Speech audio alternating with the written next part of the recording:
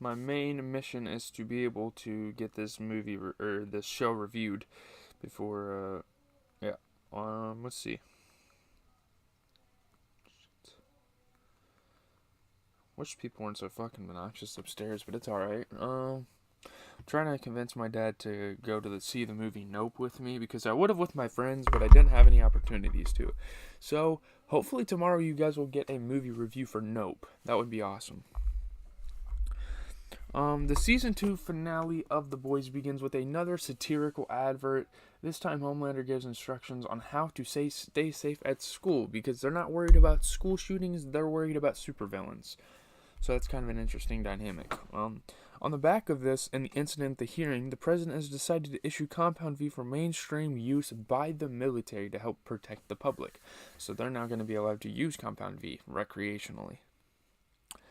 Despite it being obvious Vought were responsible for this, the lack of evidence Mallory has gives them absolutely nothing to go on. There's going to be a plot twist on who actually did this at the end.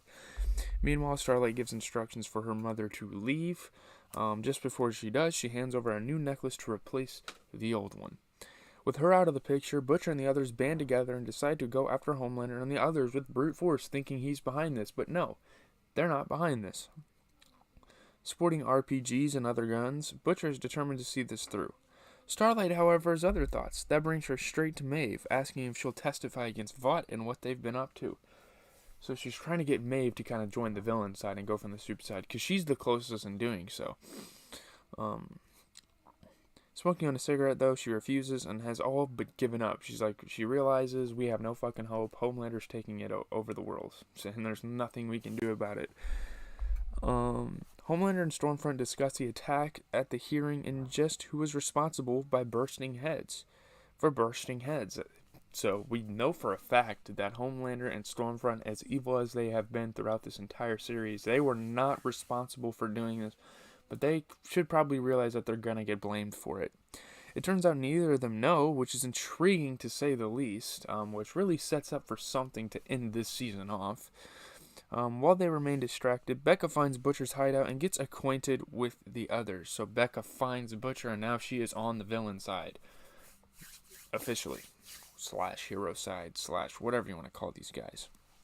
At the Church of the Collective, Stan meets with Alistar, who starts pitching the idea of bringing Deep in during these troubled times. He's trying to get these guys back into the 7, A-Train, and Deep, and one of them actually succeeds, which we will see in the end which one that is, and it sends one of the other ones in a downward spiral of depression and rage. So, while he agrees to entertain the idea, A-Train most certainly will not be. So, yeah. Stormfront doesn't like him given his background. It's obvious why. It turns out, though, he's been listening this whole time. So, yeah. Butcher brings Stan out of hiding and holds a meeting with him. Stan Edgar, played by the great Giancarlo Stanton, which I'm still really liking from Breaking Bad. We don't know if he's dead on that show yet. Butcher brings up Stormfront and her racism, finally learning the truth. So, yeah. Stan's been using her in order to channel that anger into raising stocks and turning the mob. So Stan's been kind of behind this evil operation from the 7 for years, man. Stan can't lash out, though, but Butcher can. They strike a deal to separate Ryan from Homelander. They're like, man, we gotta get Ryan away from the Homelander. It's a bad influence. He's gonna hurt my kid.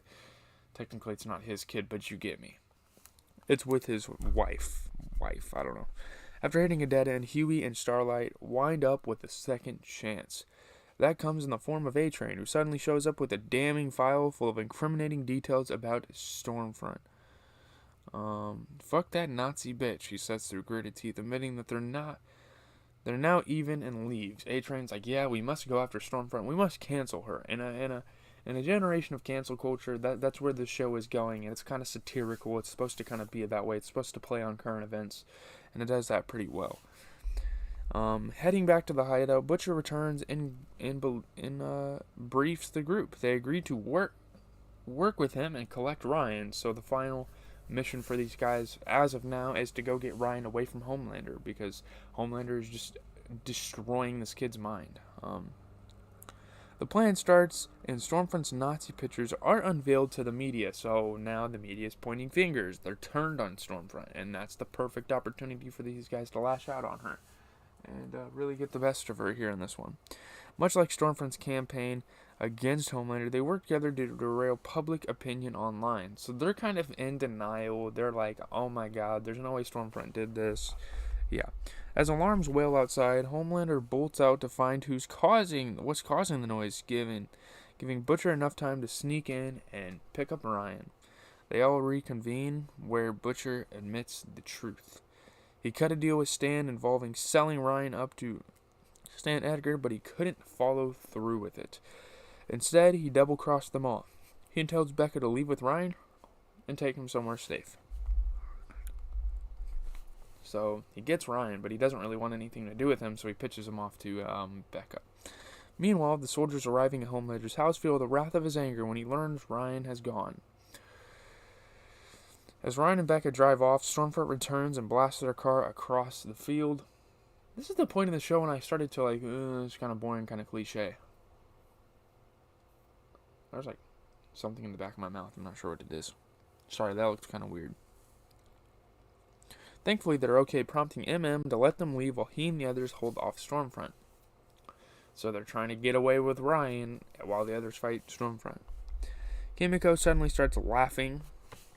First time she's laughed this whole series, promising to hurt her badly as the group start fighting. Kimiko and Stormfront go toe-to-toe fucking finally, with something we've all been waiting for. With the suit breaking Kimiko's neck and leaving her in a heap on the floor, so we're not sure if Kimiko survives. With all hope seemingly lost, Maeve suddenly shows up, and in true girl power, they all gang up on Stormfront, so Maeve, after all, finally decides to join the cause. For the supervillain, she's probably out of the 7 at this point. Bloodied and bruised, she suddenly flies off, straight into Butcher's path. Stormfront chokes out Becca, prompting Ryan to suddenly manifest his powers and completely obliterate the Nazi. Lying on the floor, she starts mumbling in German, so we realize that Stormfront is part German, and she has those roots of anti-Jew. Butcher, meanwhile, awakens and finds Becca bleeding out against a tree. So I'm pretty sure this is the end of the road for Becca. As fate would have it, he'd lost his wife, but somehow gained a son he never wanted. So it's a very unfortunate occurrence for Butcher in this episode. And just like that, Homelander arrives. He learns that Ryan was the one who killed Stormfront and asks him to join. Instead, he stands alongside Butcher. So a guy that Ryan just met, he's like, I'm not going with Homelander. That is how much I hate him. Just before he looks set to kill Butcher, Maeve arrives and shows him the clip from the airplane. She blackmails him into surrendering, using Homelander's own weakness for wanting to be loved against him. So, yeah. On the back of what's happened, the blame is squarely placed on Stormfront. The Compound V situation is put on hold for now, and Starlight is invited back into the team again. So they realize she's kind of betrayed them, but they're like, you know what, you can come back. Stormfront's, we can't afford to keep losing people, and Stormfront's kind of in a heap, so... On the back of this news conference, Deep and A-Train sits before Alistar, who discusses the files. Given A-Train showed initiative, he's back in 7. Deep, meanwhile, is left to ponder what could have been. So Deep is unfortunately not going to be in the 7, but we get A-Train back for Season 3. Things seem to be calm for now, and with everything getting back to normal, or well, as normal as can be, Butcher gives Ryan a necklace, promising that she'll keep him safe. Butcher hands Ryan over to Mallory and the others, who are going to be holding hospitality for this young boy who probably has no idea. On the back of all of this, all the charges against Butcher and the boys have been dropped and they're all free to go. The White House is also opening up a new division for soup affairs to go searching for supers. Butcher's given a position on the team, but silently puts on sunglasses and walks away. MM returns home and visits his daughter. Kimiko and Frenchie go dancing together while Homelander starts to lose control, so Kimiko is alive. As the episode comes to a close, Alistar starts to work against Stan. Nobody likes Stan at this point. Intending to use this soup affairs to his advantage, only suddenly his head explodes. Alistar has died. So, yeah. As we see from outside, the true culprit to this happens to be Victoria Newman, a woman in Congress. Now, I think people were probably speculating that she had done this to begin with because in the Congress room, she is one of the only ones. There are a couple others that escaped. The only one that escaped, she tried to look worried and hide it, but I feel like some people kind of caught on, and she's even got a new welcome employee in Huey, so Huey decides to work with her. So Huey's pretty much working for the bad guys now, like the official bad guys. There's like the civilians that are trying to be bad guys. There are the bad guys, and then there's the soups. Victoria is the bad guy, you know. With the third season already out, this certainly isn't the last we'll see from Butcher and the others. Unlike season 1, though, there's a pretty conclusive end to this arc, which is satisfying enough. The Compound V idea is nice, and the whole online mob media angle is a nice play on what's currently been happening around the world. When it comes to satire, the show is really the king, and the final girl power fight is a perfect play on Endgame's iconic all-girl segment. Unlike that tell don't show, the boys very much shows everything, and the girls are the ones who wind up fighting this episode. What happened to Black Noir, though? Although Stormfront mentioned him briefly here, it still would have been nice to catch a glimpse of our silent assassin. It's also a little disappointing that A-Train and Deep have had very little to do with this season. While I understand the former handed over the files that started this whole gig, Deep's arc feels much more slow burn, so I hope he finally joins Butcher and the others next season. That's a pretty good prediction from Review Geek here. There's lots more story to come through, and for the most part, the season has had some wonderful standout moments that have really ignited the season.